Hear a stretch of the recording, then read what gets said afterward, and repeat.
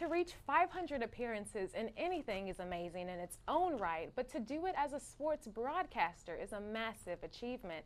John Cox reached his 500th game calling Southern Miss football. Devin Witson has more on the story.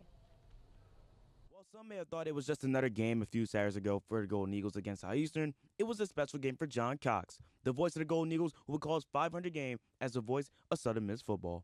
Well, I sort of thought, how in the world did I get the 500 games? You know, I started, did my first one back in 1978.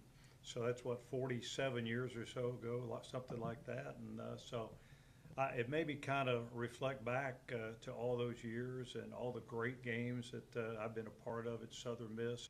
While Cox doesn't have a favorite game from all of his years of calling Golden Eagle sports, but there's one game that sticks out. As in 1982, when the Golden Eagles went into Bryant-Denny Stadium in Tuscaloosa and beat legendary head coach Bear Bryant and the Alabama Crimson Tide 38-29, that broke a 57-game winning streak for the Tide at home, which at the time Cox says was pretty exciting. As Cox goes into his 47-year calling games, he becomes the third longest active play-by-play broadcaster in the nation, as the six-time Mississippi Sportscaster of the Year embarks on another season of Golden Eagle athletics. But if there's one thing that Cox loves, it's that game day feeling.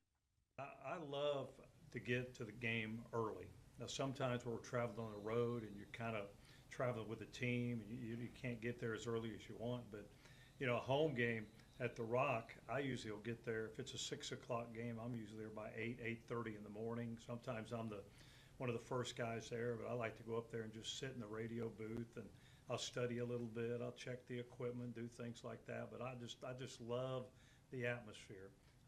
This has been Devin Witson for Southern Miss TV.